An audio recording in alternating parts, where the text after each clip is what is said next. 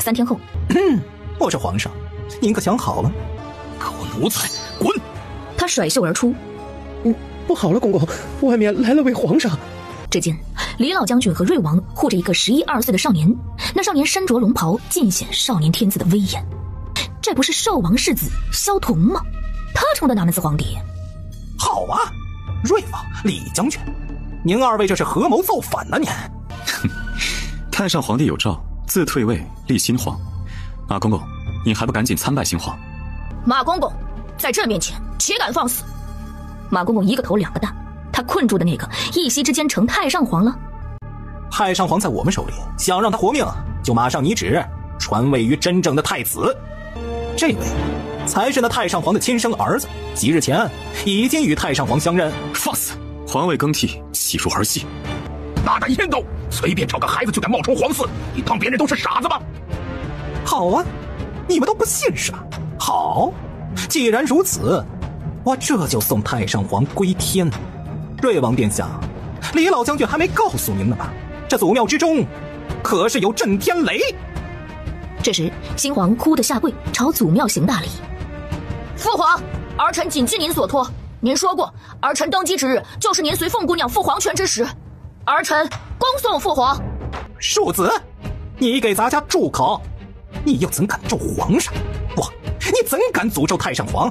瑞王李老将军如此不孝心地，你们也认？莫不是盼着太上皇早死？这都是太上皇的意思，本王只能遵从。太上皇的命不在乎，里面其他王爷呢？他们的命你们也不在乎吗？啊！旋即，废太子萧卓从人群中走了出来。什么王爷？在下怎么听说里面全都是反贼呢？是吧，瑞王殿下？不错，反贼就应该诛杀。马公公顿时后背发凉，这废太子不是被关进天牢了吗？原来你们想借我的手弑君呐！你们狼狈为奸。看来这废太子和他们主子想到一块儿了，都是想挟天子以令诸侯啊！皇上啊，皇上，您把我们都给耍了，什么心地？您就是想引出朝中同党啊？方才他收到消息，城中已有多名大臣被抓捕，都是那些选择拥立太子的人，还有天牢，天牢里的暗线也被抓了，有些当天就被斩首示众。很快，教主就会带着燕军攻入南齐，今夜就让您看着您的兄弟女人一个两个的接着死去，让您知道算计我们的后果。只见月色下，一群风姿绰约的女子扭动着腰身缓缓而来。什么人？马上滚！哎呀，官爷好威风啊！奴家和姐妹们受邀参加宴会，中途迷了路，又饿又累，这才来问问路，歇歇脚。反贼们对男人有戒心，对于这些风尘女子稍微失了些警惕。突然间，这些女子捂着反贼的嘴，手起刀落，一眨眼就直取要害，割喉杀人。如此凌厉的手法，暗处的李老将军见了颇为佩服。上！所有反贼尽数诛杀！在场所有的侍卫、亲兵全都冲着反贼而去，数量上反贼远远落于下风。此前他们只是靠着震天雷才将这些人镇住，如今那些女子中有一道熟悉的身影，萧玉认出那是阮福玉。1个时辰后，反贼尽数被捉拿诛杀。马公公负隅顽抗，跑去找火龙弹药，却被影卫困住，一刀抹了脖子。他用尽力气射出信号弹。皇上不好，怕是燕军要有动静了。这一仗免不了。北大营娘子军奉命救驾！李老将军豁然大悟，竟是娘子军。今夜若非他们先攻破大门，他们没法这样及时。这时，影卫抓着慕容兰回来了。原来一早料到。皇上，少将军已经前往东部，我等也誓死护卫南齐，这就要去与少将军会合。说清楚，哪位少将军？回皇上，是孟少将军，他让我等前来救驾。就言他还活着。萧玉手指颤动，千般滋味在心头，恍惚间只觉身在梦中。这段时间，他就宛若行尸走肉，哪怕计划着将那些反贼一网打尽，也是时常漫不经心，记忆衰减，不晓得自己安排过什么事。萧玉转身背对着所有人，激动得红了眼眶，瞬间盈满泪意。萧玉已经顾不得其他，他旋即和那些娘子军一起上路，前往东部战场。皇上！陈吉眼看皇上从马上摔下，眼皮猛地一跳。这没日没夜的赶路，几乎没怎么休息，皇上这是撑不住了。前面的路在雪花中模糊了，他看不清，努力睁开眼睛，迈开腿，还没有见到救援，他不能倒在这儿。可他双腿发软，几乎站立不住，手也冻得青紫，失去知觉。轰！他直挺挺地往后一栽，仰倒在白茫茫的雪地里。熟悉的失去感如同海浪侵袭而来，苍茫的天地间只剩下他一人。母妃的死，九妍的遇难，他被大雪裹挟到那些回忆中无法挣脱，仿佛祖庙的那些经历才是假的，是梦境，而今他所处的绝望才是真的。仅存的理智帮他稍稍挣扎出束缚，他强行起身，抬起头来看向远方。只见纷纷扬扬的鹅毛大雪中，远远地走来一个人。见到那人的刹那，萧玉眼眶发热，一股子酸涩从心里泛上，直窜鼻尖。他低吼着站起身，向着前方奔去，一刻都不敢耽搁，生怕这只是他的幻觉。与此同时，凤九妍也在不断靠近他，两人在漫天大雪中奔向彼此，最终在大雪中相拥。只有抱住对方的那一刻，才彻底回到现实。萧玉紧紧搂着怀里的人，任由风雪侵袭。他亲吻他的额头、脸颊，感受着他的温热，一只手托着他后脑，与他额头相抵，呼吸相缠。耳边是呼啸的风声，他清晰地听到九妍唤自己：“皇上。”萧玉只觉得脸上湿漉漉的，浑然不觉他已是热泪夺眶而出，那失而复得的喜悦难以言表。他感激万分，感谢他又回到他身边，感谢苍天并非不仁。他的身体没了知觉，心却是滚烫的，火热从体内烧起，给他灌注了力量。不多时，他的眼睛闭上了，就这么倒在凤九妍肩上。2个时辰后，他再度醒来时，已经在温暖的帐篷里了。我在这儿。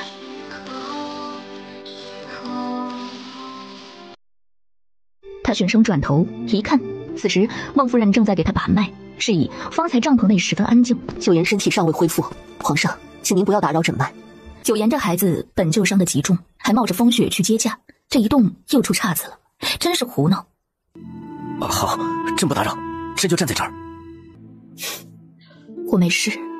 萧玉的心揪着疼，怎么可能没事？他可是遭遇了雪崩，死里逃生已是不易，又奔波至此，为着战事劳心费力。皇城祖庙被里里外外清理过，所有反贼审的审，杀的杀，一个都没逃过。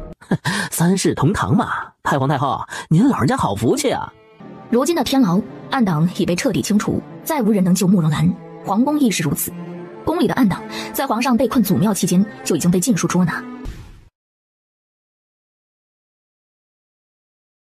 东部大军驻扎地，皇上，您要不要去见见几位将领？今夜是除夕，不会有战事，但也得商量后续的作战计划。朕要陪着你。打仗有将军，他又不是御驾亲征，现在没有什么比他更重要。凤九妍忽见他鬓边白发，眉心微拧，先前风雪太大，他以为他是发上落了雪，如今近距离的看他，才知他生出白发。皇上，九妍一会儿要药浴，您在这儿不方便。没什么不便，他全身上下朕。凤九妍当即抬起另一只没做针灸的手，捂住他的嘴。他这嘴真快呀，当着师娘的面怎么一点分寸都没有？朕先出去。帐篷外，陈吉盯着吴白直问：你们何时找到苏姑娘的？为何不早点告知皇上？吴白的食指每个指头都缠着纱布，都是他挖雪的伤，其中2片指甲冻得脱落。不告诉你。吴白对陈吉耿耿于怀，源于当初寻找少将军时，陈吉总是提尸体。陈吉也没有追问，毕竟他的职责是保护皇上。见皇上出来，他当即跟上。主帐内，诸位将领一个个说道：皇上，燕军有20万，此前他们秘密突破宣城一带防线，切断援军路线，险些将皇城置于危险之地。哎呀，多亏孟少将军战略有方啊，加上主国公及时的赶回来，率领大军死守宣城，这才没让这些燕军得手。这几日我们已将燕军逼退回东境以外。皇上，表面看燕军在东境外，南齐暂无危险，实则您看，无论如何，甘州多人居，不能再被破防。朝于官必争。皇上，孟少将军他也是这样说。皇上，少将军病情加重。萧玉闻言，眉头紧蹙，当即赶了过去。帐篷里，凤九妍坐在床上，弯腰往盆里吐血。那么多血，萧玉见了，顿时求红了眼眸。阮福玉也在，他坐在床边，轻抚着凤九妍的胸口，帮她顺气。他头一回生出自己身为皇帝，九妍未来的夫君没有任何用处。他怎么会吐这么多血？可有缓解的法子？寒气入体，能苏醒过来，已是靠着超乎常人的求生意志。他体内的五脏六腑都受到不同程度的损伤，想要养好，不能一蹴而就。吐血看着严重，其实反倒是在恢复，示意您不必太过震惊。小心，小口小口的。郎君，你慢些。萧玉心里不是滋味，却也只能任由阮福玉照顾着。多个人照顾，于凤九言会舒服些。他不能因着一时吃味就做出对他不利的事。行了，我没事了。吐血而已，不是什么大事。倒是陈吉这么急吼吼地把皇上叫来作甚。萧玉上前坐到他另一侧，他原本有许多话问他，比如他是怎么逃出升天，又是怎么知晓他被困祖庙，但现在这些暂且都抛之脑后了。他对他只有满满的担心。我有些话想单独和皇上说。两人会意，先后离开帐篷。受此灾，我这身子很难有孕了。如果您在意，我不会怪您。朕在意什么？朕只在意你是否活着，是否在朕身边。九言，朕只要你。他动作轻柔地将他揽入怀中，下巴抵着他头顶，轻轻蹭了蹭，仿如失控的孤狼寻到爱侣，又似流浪荒芜的狮子寻到家人。整个人从暴力不安变得顺从宁和，他不断重复着：朕只要你，只要你。就算他无法生儿育女，他也是他的妻，他也是这世间无可替代的人，是他认定的皇后。他对他有愧疚，有心疼，有失而复得的喜悦，唯独没有嫌弃。他怎么配嫌弃他身体有恙？他是为了救萧雅，救他的妹妹才会以身犯险。他都险些失去他了，怎么还敢奢求其他？九言，等退了燕军，我们就回去成婚。不管什么黄道节日，朕只想马上和你成婚。他一刻都不想再与他分开。凤九言被他抱着，身体暖和许多。他侧着脑袋依靠在他胸膛，只觉困意袭来，耳边是他温和的呢喃：九言，答应朕。好。刚落音，他便脑袋一歪，倒在他肩上，沉沉地睡去。今夜是除夕，军营里却是死气沉沉，毫无年味儿。兵士们守着武器，盯着边境，以防燕军偷袭。许多人无眠，萧玉亦是。他与凤九言共卧一榻，侧躺着，将他搂在怀里，不敢睡，怕睡着了，这美梦般的现实会变成虚幻。他连自己都信不过了，不相信自己眼前所见，所以只有时刻守着他才安心。萧玉时不时亲亲他额头、脸颊，又碰碰他的唇瓣，仿佛守着财宝的吝啬财主，单怕有人将他的珍宝偷了去，总得放在眼前，将他瞧着望着。孟夫人夜里来给凤九言诊脉施针，就见那95之尊像只温驯的野猫。帐篷外，阮福玉没有和娘子军一起入眠，而是森森然盯着凤九言所在的帐篷。哼，狗皇帝，贱人！他挤走了原本属于自己的位置。皇帝会照顾人吗？那他知道苏焕不能生养了吗？是很难，而不是完全没可能。他怎么一副盼着九言不能生养的样子？对，您说的对。那皇帝知道吗？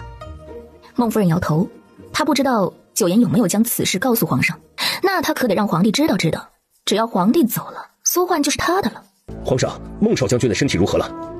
皇上，此前多亏孟少将军率领轻骑袭营，才为我们争取了喘息的时机。萧玉闻言，眉头顿时一皱。他一回来就打了仗吗？真是胡闹。不多时，萧玉径直折回凤九言所居的帐篷，却见阮福玉正在里面坐在床边，非要亲手为凤九言喝药。哎呀，你就让我喂你嘛，喝呀。你够了。人家难得能照顾你嘛，你就别推辞啦。陈吉。陈吉心领神会，揪着那阮福玉的后衣领将他提走。帐篷里总算清静，不碍眼了。张嘴，我看看是不是烫坏了。小事而已，您不必如此紧张。那几位将领怎么说？何时反攻？下一瞬，萧玉直接吻上他的唇，呼吸交缠，炙热滚烫，比方才嫩药还烫人。凤九言垂下眼帘，手主动攀上他肩膀。萧玉精神的臂弯拖着他后腰，不敢用力搂紧了，怕他伤势加剧。一下又一下，精浊含吻。在凤九言的视线外，他眼眶猩红，眼角微微湿润了，眼睫根根颤抖，瞳孔收缩又收缩，呼吸也随之变得沉重，沙哑的喉咙溢出破碎的声音。别再费心这些事了，好好养伤。朕只要你好好的，南齐还有诸多将士，还有朕，不是非要你冲锋陷阵的。九言，我很怕，我怕找不到你，朕真的很怕。到现在我才相信，你是真的回来了，不是梦，不是幻境。是，我回来了。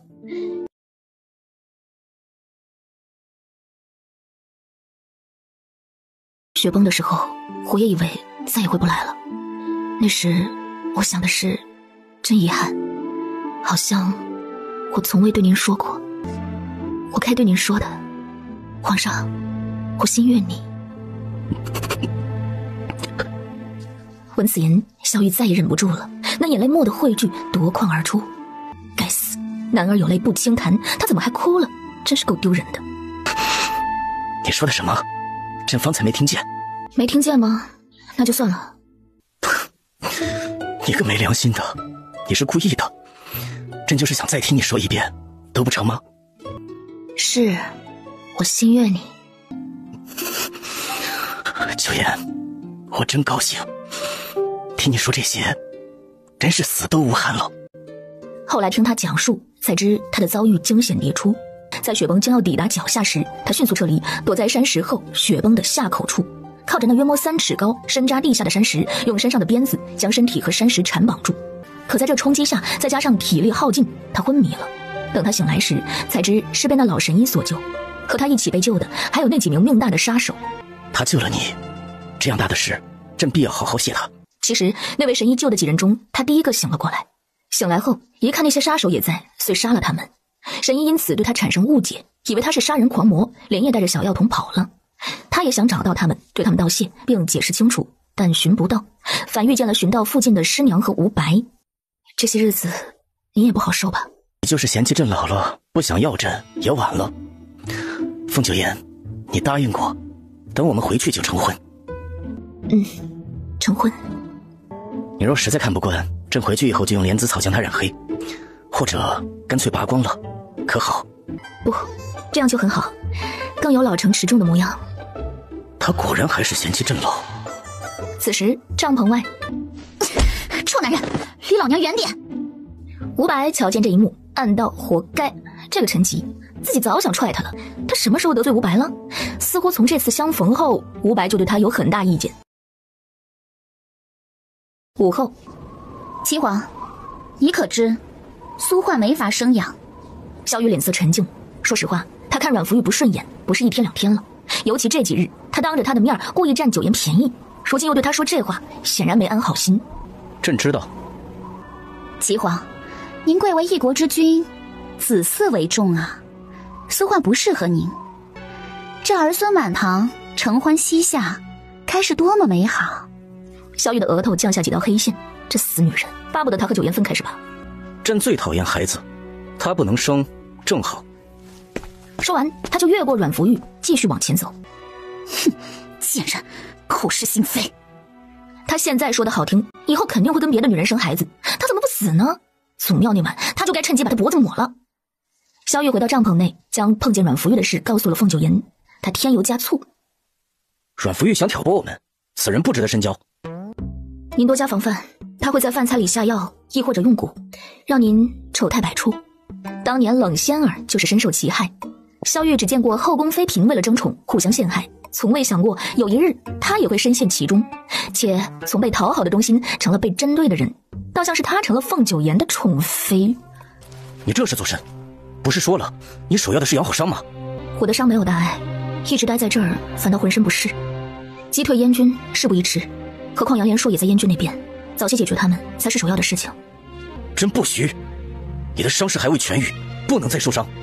我会护好自己。九言，你皇上，燕军在叫嚣，让我们交出苏焕，否则就要开战。他还想再劝，外面传来禀报声。东部边境朝余关外，燕军黑压压的一片，红色旌旗被风吹得猎猎作响。两军对阵，燕军的主帅秦霄气势甚足，因他身后就是那火龙架以及成排的新式主火枪。南齐有的，北燕有；南齐没有的，北燕还有。哪个有优势，显而易见。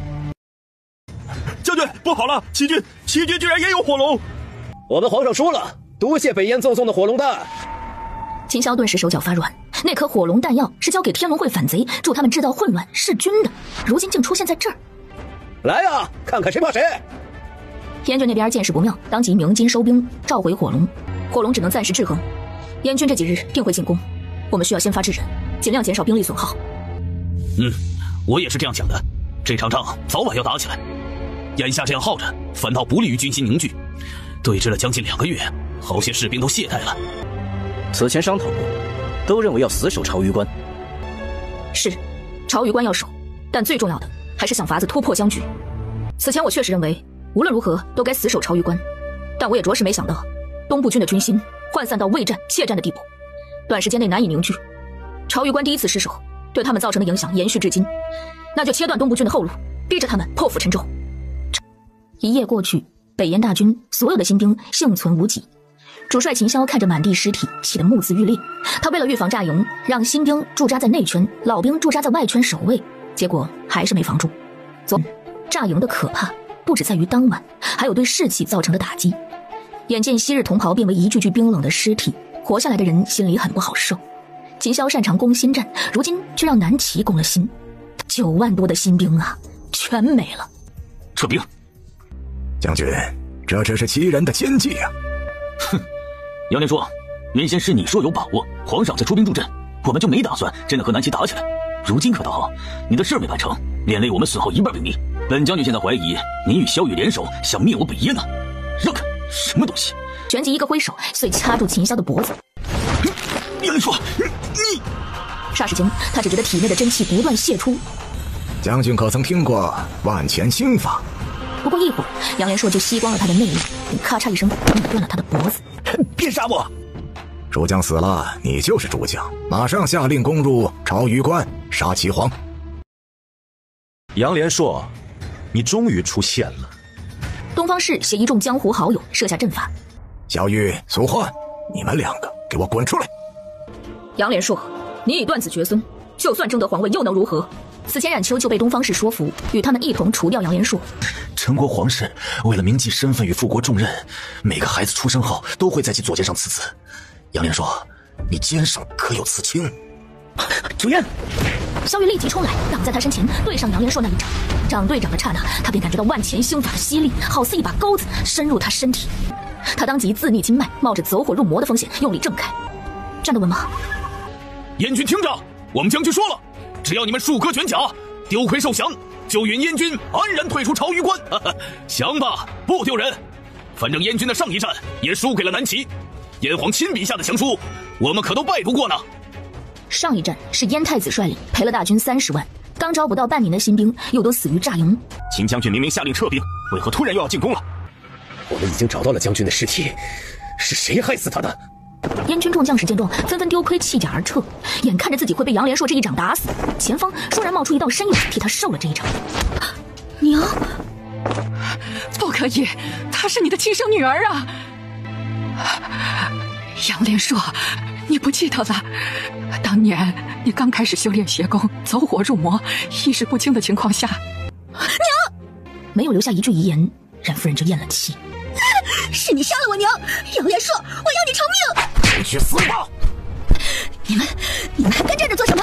杀了他呀！等到苏焕他们联手杀了杨连硕，他再吸光他们的内力，届时他照样是天下第一。难道不是你们父女同谋，故意上演这出戏，实则联手除掉我们吗？苏焕，你诬陷我，我怎么可能和他？那你为何收手？为何不继续与他打，让其他人上去？对，我跟他势不两立，我要杀了他。对，杀了杨连硕，虎灵盟才能容你，才会认可你这盟主。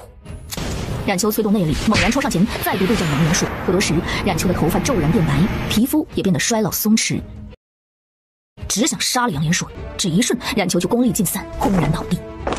冉秋，你死得其所，记住，杀你的是你的亲生父亲。杨连硕，之前说你不是陈国血脉，的确是骗你的，但冉秋确实是你的罪过。胡说，她不可能是我女儿。老东西，我瞧着她跟你长得可太像了，这就是女儿孝妇吧？哼，她那娘也是可怜人，被你给玷污了，生下这野种，否则好端端的怎能狠心丢下女儿，跑去做尼姑呢？你们一个个都想让我走火入魔，我偏不如你们所愿。杨连硕嘴上如此说，体内的真气却失控了，他的思绪混乱，脑海中充斥着各种声音。杨连硕仰天怒吼，就要施展万钱星法，凤九言却主动冲上前对上杨连硕。苏焕，快躲开！你要干什么？只有萧玉明白他用意，站在他后方，大掌附于他背后，为他输送内力。都把内力传给我！不多时，杨连硕察觉到不对劲儿，这内力本该越吸越多，怎么反倒有倒流之势？苏焕，你竟然也偷练了万钱星法！他的内力正在以极快的速度回流，流向苏焕他们。不过一刻钟，凤九言等人不止收回了内力，还得到额外的内力。杨连硕力竭了，双腿一软，膝盖砸在地上，就这么跪在了凤九言面前。哎呀，苏焕，你可真行啊！我这内力比原先多了3成。万钱星法并不能无穷尽的吸取别人内力，哪怕是万丈深渊也有底。这个破绽说起来容易，真要破它，需要冒很大的风险。诸位，多谢你们的信任。哪里，我们也多了几成功力，该多谢你才是。郎君，赶紧杀了杨连硕吧，方才真是吓坏人家了。方才杨连硕怎么没把他弄死？九言，朕有些头晕。杨连硕现在不能杀，天龙会牵扯到的案子众多，其中就包括废太子、陈老太傅谋反一案，总要一一查清楚，才能给他们一个交代。打断杨连硕死肢，押回皇城受审。是。皇上，您且去前边安排诸事，这边交由我收尾。燕军已退，朕没什么事可安排的，朕等你处理完这些事就回皇城。回皇城干什么？成婚。东方氏瞧出阮福玉的胆大包天，还想跟皇帝抢人，把冉秋的尸体拉回武陵盟，将其罪行公之于众。冉夫人送回望城庵，交由师太按照佛门规矩下葬。如兰和其他人各自送回家中，安葬费朕出。萧玉适时接话，他知道凤九言身上没多少银子了。那就无事了。陈吉，安排马车回皇城。是。阮福玉紧捏着拳头，贱人，休想独占苏焕！他也要去南齐皇城。皇上，孟少将军也要走吗？这话什么意思？关来应没有得到帝王的回应，只收到马车远去后的尘土。凤九言的身体还未痊愈，需要每日排湿解寒，萧玉便带着孟夫人一起回皇城。东方氏一行人除掉杨连硕这心头大患，并无停歇。他们身在江湖，注定要不断前行。唯独阮福玉，他悄然跟去了皇城。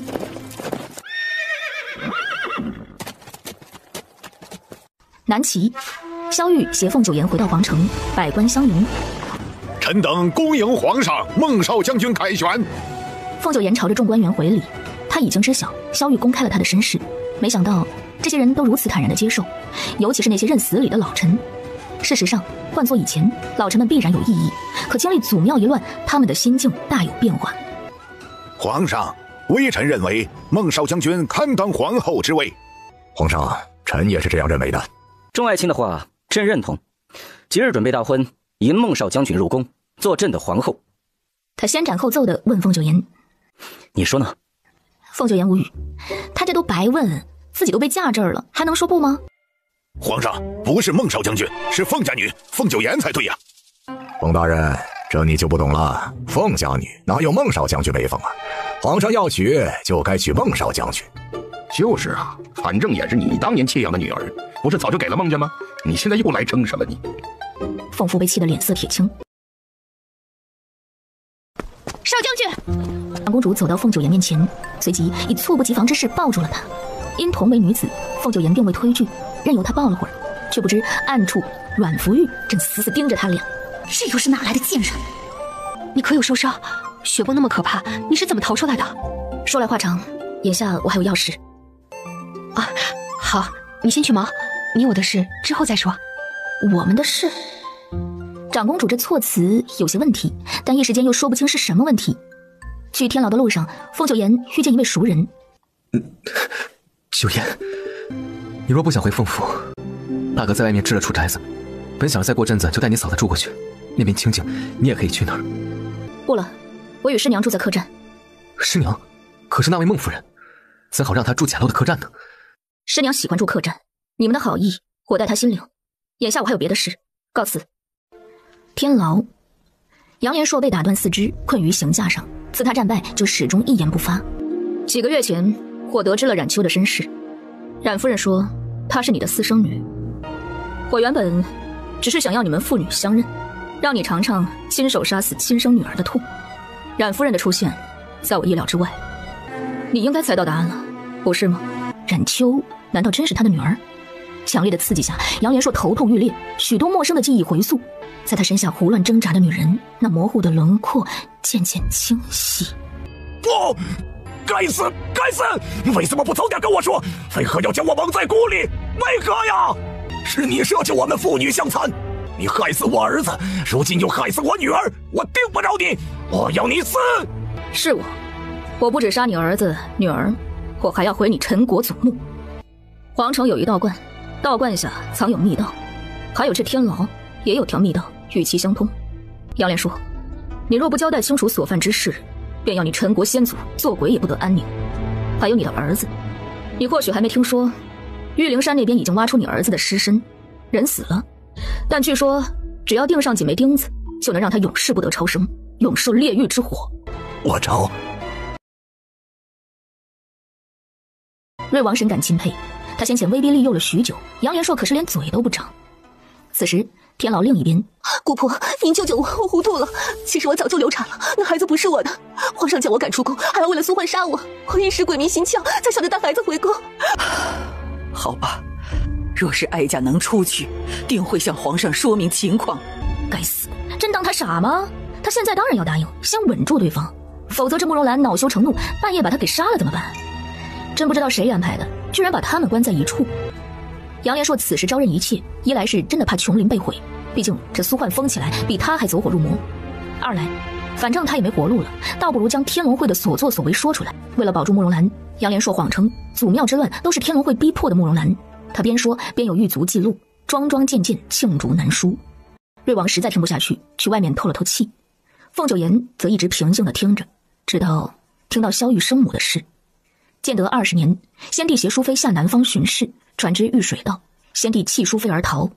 写吧，写得越清楚越好，让全天下知道皇帝的生母早已被……凤九言蓦地掐住他喉咙，你说的已经够了。话落，他捏住杨连硕的下颌，卸了他下巴，旋即手法娴熟地割下他舌头。整个过程，狱卒看得一愣一愣的。凤九言将舌头丢到狱卒眼前，冷声道：“胡言乱语的下场，明白？”是少将军，我什么都没听到。太皇太后，皇上有令，放您出天牢。姑婆，哪个是你姑婆？你还有脸让哀家救你？哀家险些被你害得众叛亲离了。哀家莫名其妙背上谋反罪名，遭了这么多罪，你还敢说自己无辜？太皇太后，皇上有旨，您以后就在此养老，无诏不得见圣驾，也不得随意离开此地。什么？皇上这是要将他禁足在玉阳山呢！太皇太后受不得这刺激，两眼一抹黑，倏然倒下了。太皇太后！皇宫御书房内，瑞王将慕容莲的供状呈上。慕容莲，凌迟处死。凌迟还轻了，此人所犯之事，就是死生100次都不足够。诬陷废太子谋逆，导致东宫开缺，众皇子互相争竞，彼此残害，更别说那陈老太傅一家死的死，流放的流放。皇上会不会判得重了？慕容莲也是被天龙会所控，他如今主动坦白，或许该从轻。主动坦白，还是迫于无奈？哼，若是没有慕容全族被抓一事，慕容莲会交代这些事情吗？你觉得他洗心革面，朕只觉得他是被逼上绝路罢了。皇上，慕容莲还交代了慕容兰的身世，据说她的生母是杨连硕的亲妹妹，由此可见，慕容莲真心悔过了。得知慕容兰如此身世，萧玉蓦然一怔。她不仅是天龙会的人，还是杨连硕的外甥女。这件事，瑞王也着实没想到。他们和慕容兰自小相识，只知她母亲是慕容莲的外室。若是慕容兰有心害皇上，只怕早就得手了。瑞王心中一片唏嘘，曾经的青梅竹马，究竟有几分真情？慕容兰被摁着跪在地上，刑场周边围着一群看热闹的百姓，他们有人认出她，对她指指点点。可这是当初最得宠的容妃娘娘，居然和反贼勾结，可惜了。按着律例，即便给她定了罪，也得择定日期午时行刑，皇上却连1天都等不了。他对她的杀心真强啊！你对皇上说了什么？实话实说，包括你的身世。父亲，您可真是我的好父亲啊！你为何如此害我？难道我不是你的亲生女儿吗？你就这么想拉着我一起死吗？我要见皇上，我要见瑞王。然而场上无人理会他，他们还塞住他的嘴巴，免得他吵闹。凌迟之刑，要将犯人的肉一块块割下来，确保犯人不会在行刑过程中死去。快的几个时辰，久的能持续3天。这种刑罚叫人痛不欲生。慕容兰从未想过自己的结局会是这样，她不住地摇头，可那刀子还是无情落下。刑场上残忍血腥，客栈里一片宁静祥和。凤九言从天牢回客栈，却没见到师娘。这位夫人被一对夫妻请走了，说是等您回来以后直接去凤府就好了。啊，孟夫人，小女真是多亏有你们照顾，这一杯我敬你。哎，孟家没亏待我姐，如今皇上又赏我姐夫了。哎嘿嘿。孟夫人心想，这凤家二公子怎么瞧得不大聪明？老爷，九言小姐回来了。你们把我师娘请来的？是我想着下次要做什么，先与我打声招呼。凤九言冷声道：“防人之心不可无，就怕有人顶着凤家人的身份将师娘给劫走了。”好，我记下了。那个九言，你还没吃晚饭吧？凤九言应下，随即走到嫂子周氏面前，却见凤九言递了个长命锁给他怀里的小丫头。多谢你啊，九言。凤姑娘，皇上邀请您和孟夫人入宫用膳。皇宫，皇上，师父师娘将我养育长大，在我心中，他们就是我的父母。是以，我当从孟家出嫁。孟夫人有一瞬的诧异，随即眸中微微泛酸。萧逸其实无所谓，她以何身份出嫁，只要嫁的人是她就成。朕随你意。九言，你师娘，我现在拥有的一切，都是您和师父所给，不只是这一身功夫，更是为人处事是非对错的准则。养育之恩大过天，这是其一。孟师兄在世时待我如亲妹妹，他英年早逝，我自当待他尽孝，承欢膝下，这是其二。师娘，这一杯，女儿敬您。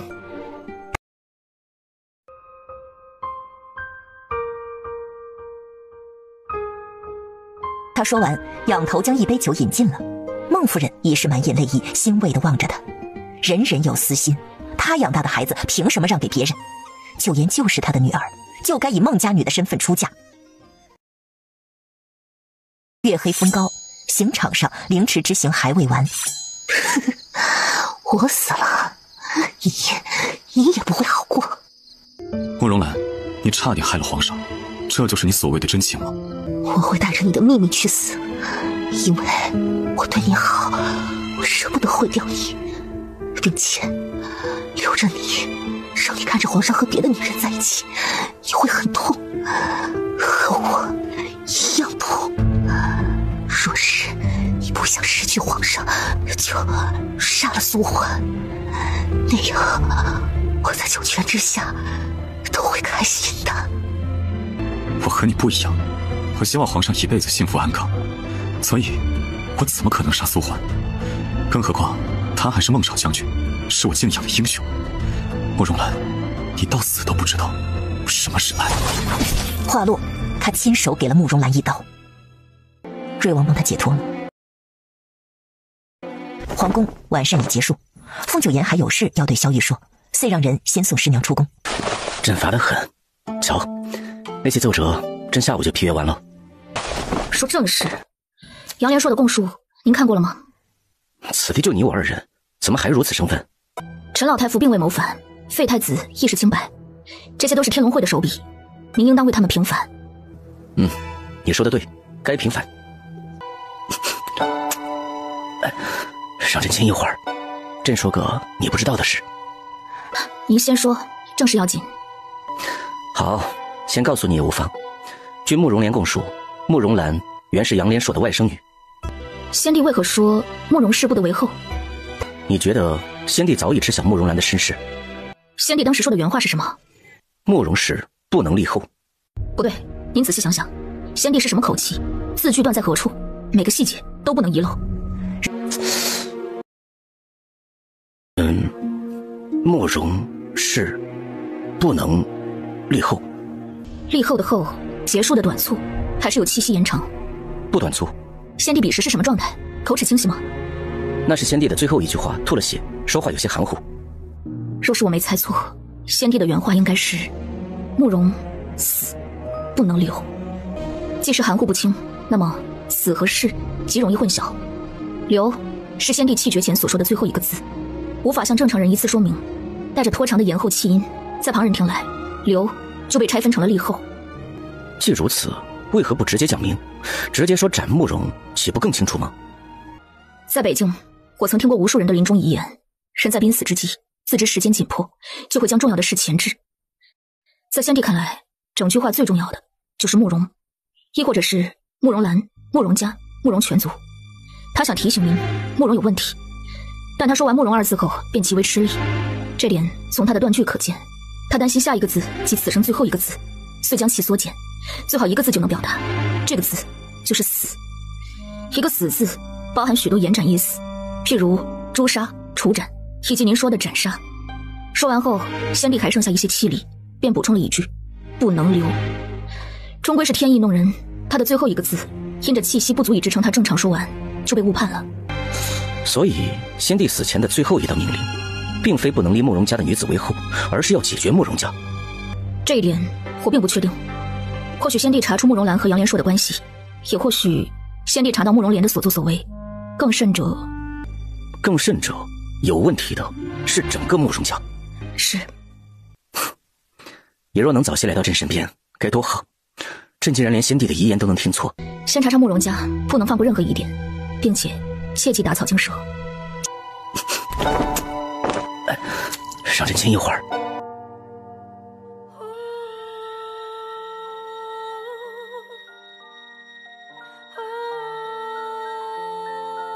皇上，寿王世子求见。凤九言抬眼对上萧玉深沉的目光。此前你于天池雪山遇难，朕实在无心朝政，一心想去找你，便打算栽培萧统，以防不测。那之后又遇上祖庙之乱，我猜到天龙会暗中的手笔，便假装传位于萧统。他倒是颇有天分，没有露出什么破绽。而今事情已毕，朕就要命人送他归家了。既然皇上如此看好他，不如留他在宫中，左右我也。孟夫人说过，只要调理得当，我们会有孩子的。九言，朕有私心，朕还是更想要你生的孩子继承皇位。朕会与你一起努力。好。一日，天龙会的罪行被昭告天下，主犯杨连硕被做成人质，拉到集市上，任人围观。杨连硕还能听见，他十分后悔，没能自尽，保全尊严。堂堂陈国皇室后裔，竟被这些贱民指指点点。如今的杨连硕，活着的每一天，对他都是钻心刺骨的折磨。这几日旧案重审，废太子和陈家众人得以正名，并且皇上褫夺他的封号，允他出宫，还赐他良田和铺子，作为对陈家后人的补偿，连同陈家的老宅一并还给了他。客栈，九言小姐，您的恩德，连硕没齿难忘。陈家满门清正，不必谢我。九言小姐，我愿继续伺候你。连硕，你有更重要的事做，继为陈家之后，就当重振家族。可我只是一个女子。你在说话上的造诣远超许许多多的男子，大厦虽倾，亦有再起之可能。陈家已覆灭，摆在你眼前的有两条路，要么做陈家族谱的最后一人，要么另起一策，做陈家新族谱的第一人。九言小姐，我听明白了。连双出客栈后，便先回了陈家老宅。宅子外面站着个他眼熟的人，据说皇上本想恢复他皇室身份，封他做王爷，却被他拒绝了，说是不如做个平民百姓。萧公子，不请我进去坐坐。是，萧公子里面请。我同你开玩笑的。这偌大的宅子只你一人，往后可要多长个心眼，尤其提防男子。我记住了。小连双，好好活。皇上，凤姑娘来信，邀您晚间赴宴。穿得花枝招展，一袭绛红色，凤九言光看背影，还以为是江林类似冒出来。萧雨直接上手搂抱住眼前的人。我身上脏。做什么了？莫不是给朕准备生辰礼了？那日我审问杨连硕，他说起你母妃的事，我私下查了此事。皇帝出行的阵仗不小，想要制造混乱，需要的水道不只要多，还得精通此道。天龙会成员再多，也凑不齐这批人。是以我猜测，当年天龙会收买了一批真正有经验的水道，做成此事，而非他们自己人动的手。凤九言拿出一块玉佩，萧玉看到他后，眼神骤然一变，惊愕又无措。这是我母妃的玉佩。没错，是你母妃的。我已找到那些水道，几天的严审，他们交代了当年的事情经历。皇上，你母妃始终是清白的。你说什么？淑妃娘娘并未受到侮辱，她清清白白。你说的是真的吗？是，他们已经交代，并未碰过淑妃娘娘。真愧为人子。不止先帝，其实就连他这个亲儿子也一直以为母妃当年遭人侮辱，失了清白。原来母妃真是苦于不被相信。朕从未想过翻查此案，朕甚至逃避，不承认。不妨，我帮您查了，我也猜到这件事是您的心结，这便是我送您的生辰礼。朕不值得。夫妻同心，许多事情都该一起面对解决。多谢，这个生辰礼，朕很喜欢。他低头在凤九言唇瓣上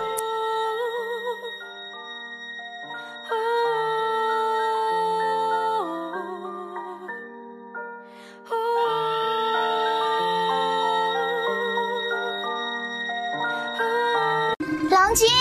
定睛一瞧，只见阮福玉一袭红衣，招摇得很。凤九言看了看他，又看了看萧玉，不合时宜地想，这俩人是要原地成婚？萧玉和阮福玉起初都没懂他眼神，旋即反应过来，该死，朕就不该相信刘氏梁内太监的眼光。贱人，薛仁静，穿这么骚气勾引郎君，真想把他衣服扒了。呸！你何时来的皇城？就今儿呢。陈吉。是。陈吉直接上手就要抓阮福玉，谁成想阮福玉长袖一挥，旋即飞出一条肥硕的蜈蚣。陈吉立即下意识后退。别误会，我不是来拆散你们的，我啊是来加入你们的。我决定了，跟你一起入宫。齐皇，您就随便封我做个什么妃，我也不需要太大的宫殿，和我家郎君一起住就成。你吗？骨灰瓮刚好。郎君，你可还欠我春宵一刻呢。你想死吗？你忘了，当初你在南境的时候，向我借了名巫医，你可答应过我俩。凤九言没忘记，彼时萧玉身中蛊毒，他只能去找阮福玉帮忙。也是那次，他向阮福玉袒露了女儿身。够了，你家少将军可真能拈花惹草。哎呀，拈花惹草也是本事，你这种人呢，哎呀，羡慕不来的啊！好巧不巧的，瑞王也找来了。接下去四人一起用膳，萧玉只觉得闹得慌。皇上，关于要人一事，今日是朕生辰，暂且不谈正事。郎君，你听说了吗？冉秋莲和那些天龙会余孽所见的金莲派，原本早已公开声称他们并不知晓冉秋修炼万钱心法，与他没有半点干系。他们想自保，东方氏倒也没对他们如何。但是呢，这新武林盟里的一帮人行事颇为放肆，竟然撺掇着几大门派将金莲派给灭门了。冤冤相报何时了？金莲派也未必都是恶者，应该给他们重新做人的机会。哼，这不是送他们投胎，让他们重新做人了吗？金莲派遭灭门，要人一事，我们更加没有线索可查了。少将军说的是，我也是这样想的。萧玉抬眼看向瑞王，眸色微凉。他记得瑞王以前就十分崇拜孟少将军。一行人在酒楼吃过晚膳后，就要各自分开。萧玉携凤九言上了马车，送他回客栈。瑞王是吧？姑娘有何贵干？我要你娶我。这女子病得不轻。你有龙阳之好。我猜猜，你现在一定很好奇，我是怎么发现的。其实呢，很简单，不喜欢我的男人，要么已有挚爱，要么就是不喜欢女人，而你正是后者。他真是自信。阮姑娘，你往前走，第二个路口右拐，然后你会见到一家馄饨铺，在它东侧正数第二间，你走进去，那里的大夫会为你好好诊治。他这是在骂他有病。不多时，马车在一间别院停下，凤九言一抬头就看到门匾上自在居那3个大字，自在逍遥。你在北境有逍遥居，如今嫁给朕，朕也送你一处自在居。他处处都想赢过段怀旭，野心可见一斑。您这些钱，倒不如省下来充作军饷。你总觉得宫中无自由，真送你这处宅子就是你的自由居所。往后你想出宫办事透气，就住在这儿。毕竟客栈不安全，住着也不舒服。他深知让凤九妍做皇后，剥夺了他的自由。这宅子是他想到的能给凤九妍的自由。凤九妍听了他这个解释，豁然开朗。再看着自在居，莫名多了几分喜欢。他反握住萧玉的手，颇为认真地对他道：“多谢。”萧玉的眉眼间没有丝毫帝王威严，只有在心爱的女子面前，那满心喜悦溢出，流淌到眼角，成了温柔笑意。两人进了自在居，他意外地发现主屋竟设有浴池，与紫晨宫里的十分相似。试试。现在？试水温，也试试朕。怎么试啊？萧玉抓着他的手，从他胸膛移到小腹，同时视线牢牢锁着他。凤九妍的呼吸微乱，眼眸半垂。打去你的！朕想留在新婚夜。若我非要呢？九妍，你冷静点。脱吧，皇上。你真想要？给吗？你一个女子，怎么如狼似虎的？最终他还是妥协了，管他什么新婚夜，和凤九妍在一起，夜夜都是新婚。片刻后，萧玉脱了衣裳，下了浴池，但等了许久也没瞧见凤九妍。转头一看，人不见了，倒是陈吉走进来，在屏风外禀告：皇上，凤姑娘让属下送进来的衣服，她还说您原来的那件太丑了。凤九妍，他衣服都脱了，凤九妍耍他。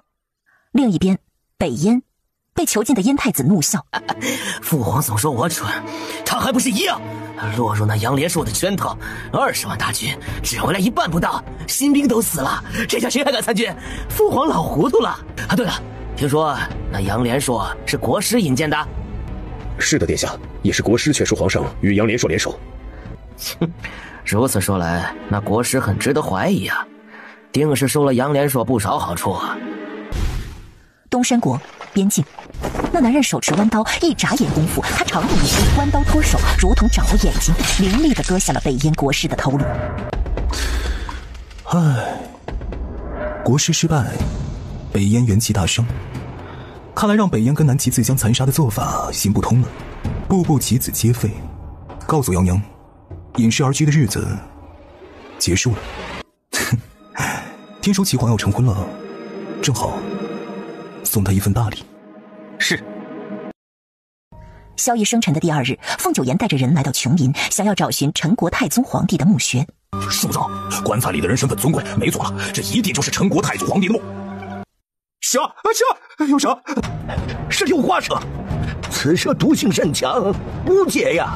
这六花蛇就是他们盗墓贼的克星，不过是几条毒蛇，万物相克，他们并非无敌。去找捕蛇人。是。1天后，御书房，萧逸看着眼前灰头土脸的凤九妍，眉眼间附着点点笑意。你这是去挖土了？这是从琼林找到的陈国太祖皇帝墓穴的陪葬宝藏，我已让人清点记录，您过目。你把人家祖坟挖了？萧逸实在是觉得荒唐又好笑，难怪他消失了几天，还把自己弄成这个样子，合着去挖人家祖坟了。这么危险的事，何须亲自去？你就安心待嫁，不成吗？眼下就差婚服没绣好，否则萧逸早将他迎进宫了，免得他整天为凤九妍提心吊胆。不过这会儿倒是颇能够体会当年孟家夫妇的心情。凤九妍小时候应该也是如此不安分，成天东跑西跑。哎呀，说正事，这陪葬的东西并非都能用。萧逸单手扣住他后脑，呼吸缠绵沉重，打断他的话：总让朕说正事，可朕对你只想做那些私事。他一只手勾着他腰带，暗示意味十足。少将军那晚跑得快啊，把朕一人丢在浴池里，这笔账朕可还没找你算呢。你说要怎么弥补？您不是说大婚前要守身吗？萧玉有一瞬的愣怔，糟糕，被自己射出去的箭给射中了。随即他眼中化开一抹笑意。揣度圣心，少将军胆子不小。说完，萧玉将他横抱起来，步子稳健地进了内室。他们行色匆匆，两个你不该理的浮生漫长，细胞记录的是你。九言，你该对自己好些。今日是你的生辰，你都不记得。萧玉又在他唇角落下一吻，勾着他后颈，贴上他脸侧。朕给你准备了生辰礼，就在朕身上，你自己找。凤九言无视他的渴求，素来是速战速决，随即无情地将手伸进他腰间，扯下一只香囊，打开后里面藏着一只钥匙。藏得太拙劣了，您向来不带香囊。成，你赢了。礼物就在里面，打开看看。打开木盒一看，里面放着的是一把宝剑。他当即拿起它试了试，桌子被他劈开了。好在凤九言是他的女人，这要是换做其他人，他只怕这是要弑君。宝剑赠英雄，九言，你就是朕的英雄。然而凤九言几乎没听到他说话，注意力全在这宝剑身上。这是赤渊剑。眼光不错。赤渊剑，天下10大名剑之一，光芒炽热如烈焰，曾是旭阳帝的随身剑。600多年前，旭阳帝一剑定天下，一统中原，建立大周国。这大周国仅存10余载，就因着旭阳帝儿子的昏庸而灭亡。那之后，赤渊剑也不翼而飞。凤九言着实没想到萧玉能找到他。凤九言又试了试剑，眼中锋芒毕露。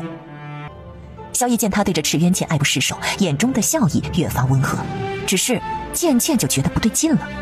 凤九言对剑比他还上心，尤其他看剑的眼神比看萧玉的眼神深情多了。朕去外面看奏折了。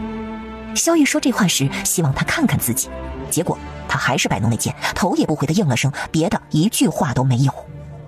那剑有那么好？萧玉怀着一股子怨念，大步走去外面，继续批阅奏折。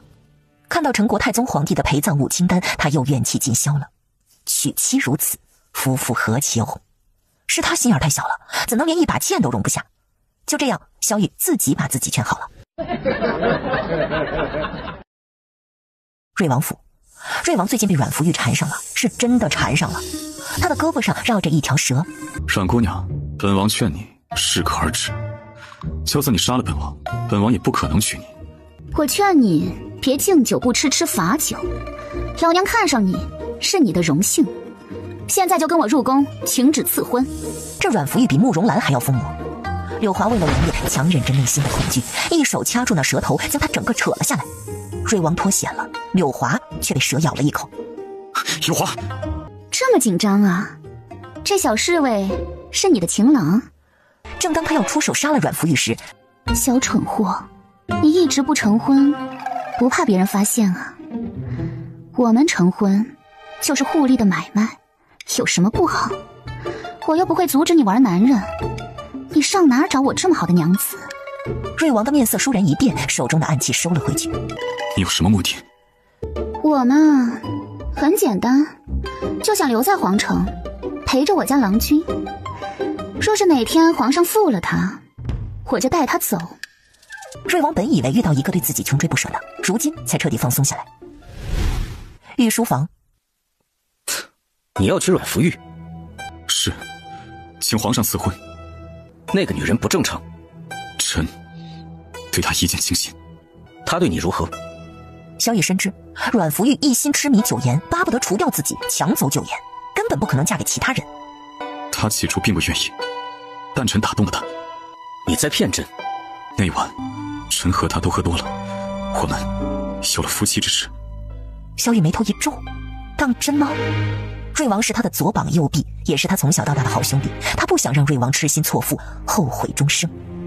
朕与九言商议过后再做决定。宫外，怎么样？那件，皇帝答应了吗？瑞王无奈摇头。你怎么这么没用？说完，他转身就走，留瑞王一人在冷风中微乱。假的。阮福玉的酒量，他再清楚不过，绝无可能醉酒误事，除非阮福玉半推半就。皇上，我要去趟北京，明日就走。微强要成亲了。微强的婚期原本在去年11月底，因着他在天池雪山出事，婚期才推迟了。让颖儿跟着你，早些回来。3月中旬，凤九言一行人抵达北境。晚间，张启阳来到将军府。天池雪山一事后，皇上昭告天下，苏焕就是孟少将军。他这才知晓，原来自己的师父一直是年少时崇敬的英雄。师父，徒儿眼下竟没有早认出您来。起来说话，你早已拜过师，无需行此大礼。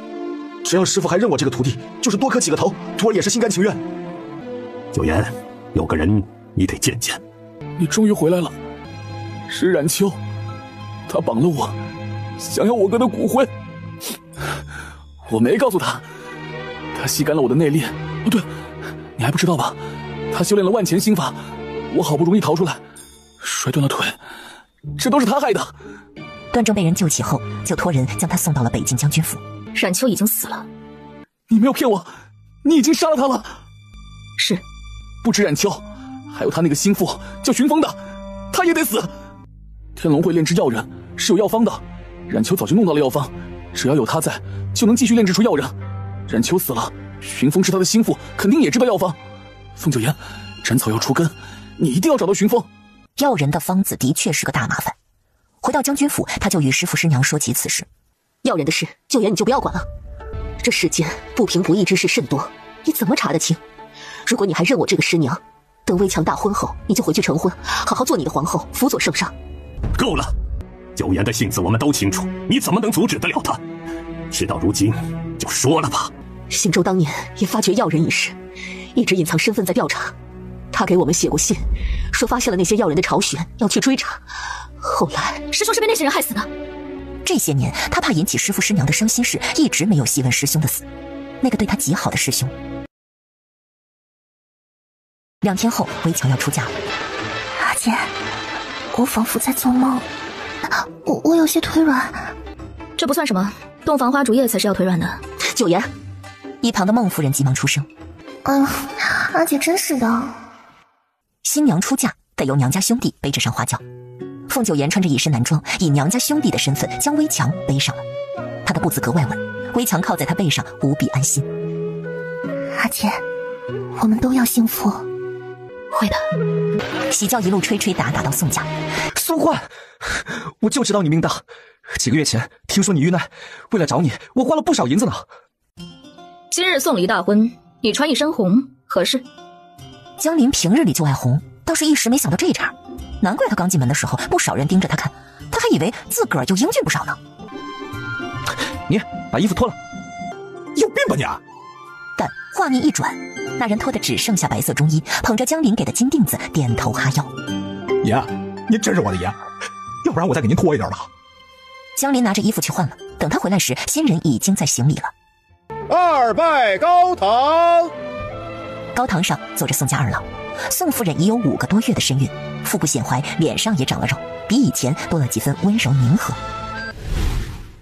新房内，娘子，你真好看。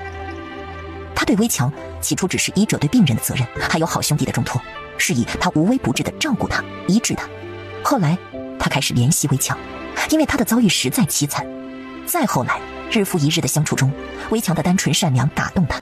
微强抬起那水汪汪泛着红的眸子，轻眨着眼。我先去外头见酒，娘子你等我。好。凤微强点头，羞怯地应了声。不知不觉间，身体越发滚烫。今夜他就要和宋大哥做这种事吗？3月底，御书房，每日就是吉日。于是大婚定在5月初10。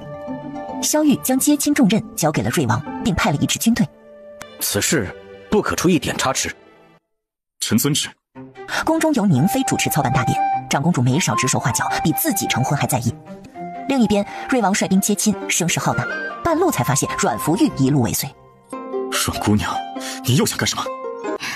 恰好同路，这么紧张做甚？帝后大婚容不得任何差池，你若敢抢亲，就别想活着出南极。警告完他，瑞王就上马走了。阮福玉站在原地，冷笑着摇头。哼，抢亲？不，分明是狗皇帝抢了我的人。4月初6，凤九言从将军府出嫁。凤九言穿着嫁衣，对着长辈行大礼，俯首叩头，跪谢养育之恩。九言，不管你将来是何身份，都不可忘记为国为民这4个字。是，父亲。孟将军原本能忍住，听到他这一声父亲，当即别过脸，落了泪。大喜的日子哭什么？别回去！你想让九言心里不安吗？将军府外，张启阳奉旨带着一队兵马负责送亲。别看只有这么100来人，为了争夺这送亲名额，前几日军营里摆了擂台，争得头破血流，能赢的都是强手。恭送少将军出嫁。随后有人放出信号，北大营那边炸开烟火，一声声道贺依稀可闻。恭送少将军出嫁。喜轿内，凤九言眸色清冷，拂过一瞬的动容。张启阳骑着汗血宝马在前方领路，他扯着嗓子高喊：喜轿！孟家嫁女儿还是一国之后，令人羡慕。反观皇城凤家，犹如刚死了人，郁气深重。凤父前不久才得知危强出嫁，没有知会他这父亲。如今九言又要从孟家出嫁，一个两个的都没把他当父亲。今日下朝，他还遭到几位同僚调侃。4月中旬，墨城，瑞王信不辱使命，与张启阳完成交接。当天晚上，瑞王包下一家客栈，修整好再上路。有人送来一份贺礼，并指定是要交给孟少将军。凤九言体内的湿寒气并未排尽，哪怕出嫁，孟夫人也随行左右。这竟是赤焰莲。九言，赤焰莲是稀世奇药，比那紫须花还要难得。它生长在东山国的烈焰山，50年开一朵。你体内的湿寒之气，若能有赤焰莲入药，必能药到病除。凤九言只好奇，这药是谁送来的？问过那侍卫了，说是没看清对方长什么模样，只说是少将军您的故友。若真是故友，何必遮遮掩掩？至少这赤焰莲没有任何问题，但人并非有心害你。师娘，此物来历不明，谨慎些为好。你说的有理，偷偷摸摸送的是该提防。那这东西如何处置？放在客栈，让颖儿他们盯着。若是有人来取，抓了审问清楚。是。若是没人来取呢？那与我无关。本就不是他的东西。翌日，墨城一家茶馆内，主人，那赤焰莲被留下了。他比当年更加谨慎了呀。皇城，送亲队伍浩浩荡荡地进入皇城，百官皆至皇宫观礼。宫中响起号角声、锣鼓声。萧玉着帝王喜袍，俊逸的面容比平日里多了几分温和谨慎。开正中门，迎皇后。为圣者，必立后，以成祖庙，见及万方。孟家有女，承天命，战功卓越，前功钟馗，一见永和，以奉宗庙。今特赐南齐皇后喜寿，为中宫皇后，赐居永和宫，母仪天下。受封于君，当为君王主中宫，承中宫之责，恪尽守责。臣妾谢皇上恩，愿天佑我南齐，世代隆昌，吾皇万岁。九言，参见皇上、皇后娘娘，恭祝皇上娘娘同心，福泽延绵。祭天，一来求风调雨顺，二来告慰先祖。萧玉从旁紧握凤九言的手，从此不再是形单影只，孤枕而眠。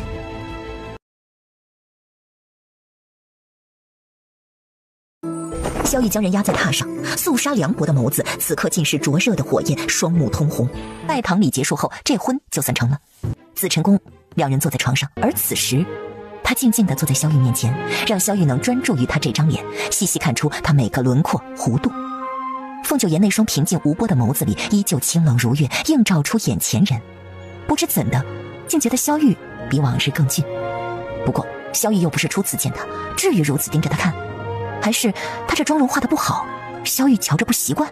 突然萧玉拽住他胳膊，把人扯入怀中，他的吻强势霸道，变得胀慢垂落到地面，暗香浮动，一世的暖意，并且还在不断攀升。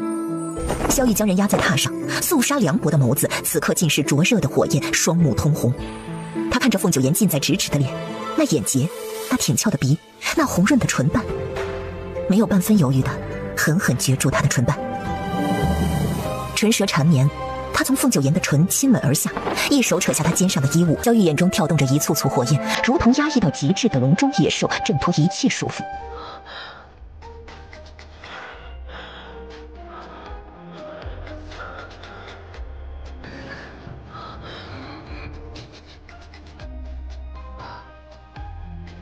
他提灯穿过人潮那一夜，以为撞进人间良辰夜，才惜有前缘，命中注定的传言。经风雨路处照面，像他曾画我低头的袖间，却偏生怪月色太婉约。是天光皎洁，是星来如电，是他梦中眼不泯灭。这一场踏尽山水，数多少泪和冤屈。萧玉迷失在一声声夫君中，无度所求。他只觉得这一夜太短。翌日清晨，凤九颜醒来，就见萧玉躺在他身边，眼神炽热地盯着他。应该上朝了。朕今日不上朝。凤九颜身上酸胀得很，挥霍无度。真会布局。结这些总没错。他也纳闷，昨夜折腾到那么晚，他都乏得很，萧玉怎么还有精力？帝王不上朝，他身为皇后还得拜见太后，按规矩见一见后宫妃嫔。凤九颜坐在那儿梳妆。朕听闻民间恩爱夫妻，丈夫会为妻子画眉。萧玉在他后面弯腰环住他，将他拢在臂弯中。您还是去上朝吧。你嫌弃朕？这才大婚第1日你就嫌弃朕，以后该当如何？皇上，您正常些，否则我该为您驱邪了。皇后，你抹了什么？这样好闻。按规矩，帝后大婚的新房该在永和宫，萧玉定在这紫晨宫以示破例。今日凤九颜就要搬回永和宫，但萧玉拦着不让他走。他认为既娶凤九颜为皇后，就不该分彼此。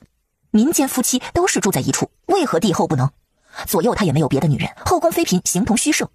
慈宁宫，帝后向太后敬酒献食，以表达对长辈的敬意及赡养之孝心。皇后来了宫中，可还习惯呢？习惯。他说完就没了下文，也不主动问候太后什么，气氛就这么凝滞下来。太后顿时有种似曾相识的无措感。这惜字如金的毛病啊，怎么跟前皇后如出一辙呀？还是说皇上就喜欢这种哑巴？哎呀，难怪秀婉啊，就是话太多了。母后若无别的话说，朕与皇后先行告退。成。出了慈宁宫，皇上，东境又生异样，这是关来应将军的密折。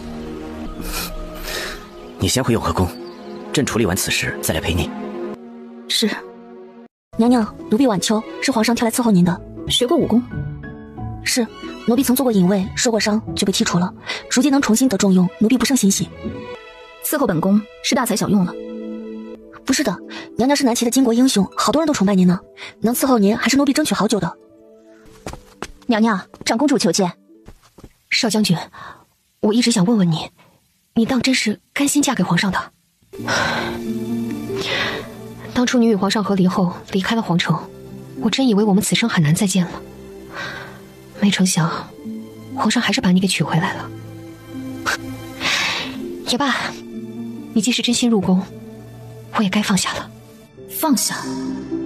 唉，我本想着将来能去寻你，你我联手共创一代盛世，现如今你成了皇后。皇上驾到！圣驾至，长公主的话戛然而止。你来做甚？你都和他成婚了，还会怕我做什么？我总不能将人拐了去。萧玉料他没这胆子，赶走长公主后，萧玉还想抱着凤九颜温存一番，被皇上，东境出什么事了？小部落寻衅并非大事，关来应这个东西被燕军打过后，未免有些草木皆兵了。战事无大小，关将军可有派斥候查过？后宫不得干政。凤九颜脸色微变，眉头紧锁。他这是成了亲就原形毕露了？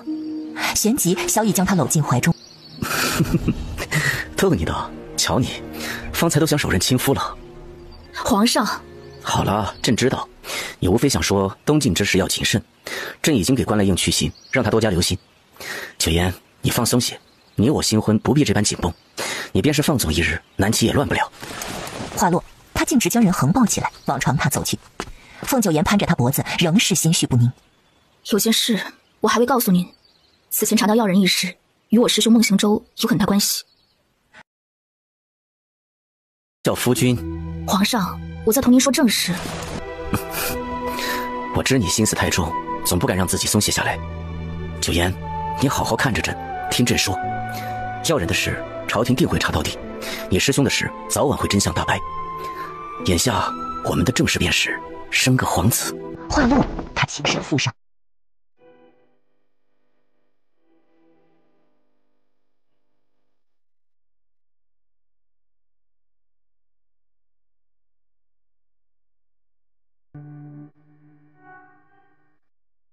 他提灯穿过人潮那一夜，以为撞进人间良辰夜，才惜有前缘，命中注定的传言。你为何在本王的床上？内侍阮福玉眯瞪着眼起身，相间半路，一见掉下床的瑞王，倒也无所谓了。他反过来责备他，一惊一乍的做什么？阮福玉昨晚心情不佳，就和瑞王喝了点酒，也不知喝了多少，怎么就醉了？不过反正瑞王也不是真男人，他吃不了亏。他之所以反应这样大，是因为方才一睁眼发现他床上不只有阮福玉，身上还盘着一条蛇，枕边一只蜈蚣，脚边一只毒蝎子。王爷，宫中拦截下一封信，是给皇上的，那边觉得大有问题，便先让您过目。正事要紧，瑞王当即丢下阮福玉，细细查看那信，的确有问题。此人竟邀皇上单独相见，还提到皇上的生母淑妃。有话，本王要带皇上赴约，你去寻一个会易容的。王爷，此事不同皇上商议再做决定吗？不用了。皇上才成婚，难得有这般顺心舒畅的时候，他不希望其他人打搅了皇上。但既然事关淑妃娘娘，他总得去一趟才能放心。不必找别人了，小女子不才，正巧学过一些易容的本事。当年他跟在苏焕身边，让苏焕教过自己。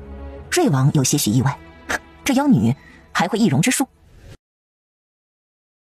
皇宫云雨初歇，萧玉搂抱着凤九颜，爱不释手。我们会有孩子的。皇上，我实在乏了。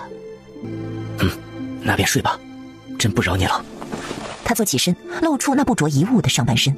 凤九颜听到他窸窸窣窣穿衣服的动静，在这声响中不知不觉间沉沉睡去。他许久没有这般好眠了。宫外五里坡风雨亭，瑞王按照信中所写，易容成皇上前来赴约。亭子里站着个女人，只见那女人约莫30-40岁。我以为您不愿再见我，我真是罪孽深重。五皇子不，如今您是皇上了，当年都是因为我，淑妃娘娘才会想不开。我知道您恨透了我，如今我时日无多，只想洗清自己的罪孽，求得您原谅。瑞王听着这番话，心中疑虑越来越深，这女人到底是谁？王爷当心！瑞王也是武功高强之人，当即扣住他手腕，打落他匕首。你不是皇上，但是也该死！一记长鞭甩来，缠上他脖子。再一看，不是长鞭，是蛇。瑞王望向那不请自来的阮福玉，当即急色道：“住手！不能杀他！”这人想弑君，我家郎君刚成婚，可不能变寡妇，所以他必须死。瑞王晓得说不动的，眼看那女人就要死了，他只能拔剑砍杀那毒蛇。那蛇颇有灵性，感觉到危险，立即松开猎物逃离了。你还敢杀我的宝贝？老娘刚才可是救了你。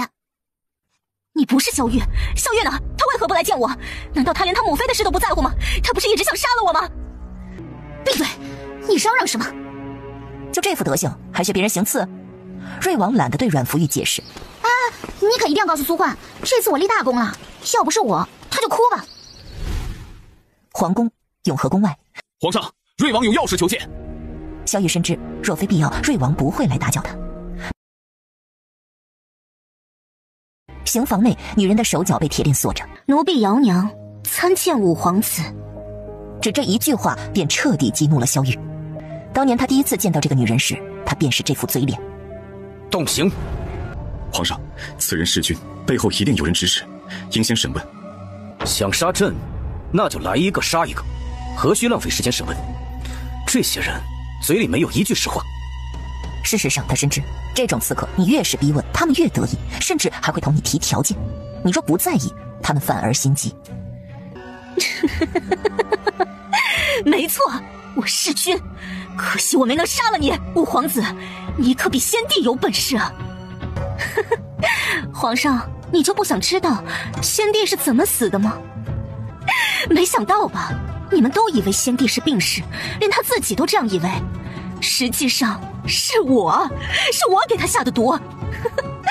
皇上，我可真得多谢您，先帝谨慎，若不是您当年可怜奴婢，让淑妃娘娘将奴婢调到未央宫，奴婢也没法接近先帝呀。他说这话无非是想激怒自己，但先帝如何死的，自己从来就不在意。那个将他母妃弃入婢旅的男人，做帝王固然无甚差错，可作为一个父亲、丈夫，早该死了。朕要他求生不得，求死亦是不得。说完这话，萧玉头也不回，好似多看了姚娘一眼就是脏了他的眼睛。能审则审，记下他说的所有话。是王爷。日暮之时，孟夫人入宫，如今她已经平安抵达，宫中这么多太医在，孟夫人也能功成身退了。师娘，一路保重。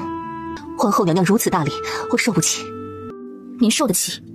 九言，要人的事，你决意非查不可吗？师娘，我已同师父说过，一切以自身安危为重。您放心，我是阎罗殿走过一遭的人了，如今又刚成婚，我舍不得死。好，九言，你要记得今日这话。孟夫人走后，宫人摆上晚膳，凤九言和萧玉各自怀着心事。九言，朕，您先说。朕这边也不是什么重要的事，还是你先说。今早我同您说过，药人与我师兄的事。谣言说死后，药人一事没有结果。那些药人，我本以为是天龙会所养，但越查越觉得并非如此。我也是不久前才知道，当年行舟师兄正是为了调查药人一案，才会死于非庙。我决意查清此事，一是为了师兄，二是唯恐有人借药人生乱。毕竟，能与天龙会勾结的，与朝廷是祸害。你说的有理。不过此事未必就需要你亲自去查，朕会派人去查。那些人藏得很深，师父暗中追查多年也无结果。再者，若是朝廷派兵明察，恐怕打草惊蛇，更加找不到线索。调查此事在精不在多，让隐卫去查足够了。此外，我也当循着线索。九言，朕不答应，朕不想再经历失去挚爱的痛。朕同你说个故事。朕6岁那年，先帝带着母妃到南方巡游，母妃经历了什么，你知道的。但那时朕并不知道，朕只记得母妃回宫后整日以泪洗面，郁郁寡欢。先帝鲜少踏足未央宫，宫人们都说母妃病了，失宠了。一天，朕遇见一个遭人打骂的宫女，彼时朕觉得那宫女很可怜，虽然母妃救下了她，将她调到未央宫。那宫女深得母妃欢心，在她的陪伴下，母妃又有了笑容。朕也很喜欢她，因为她擅长编些小玩意儿。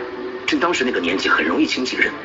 后来母妃生辰，先帝终于来了未央宫。先帝疲累，到床榻上小憩。母妃担心他醉酒，亲自去处解酒汤。等到他回到主殿时，便看到先帝宠幸那宫女。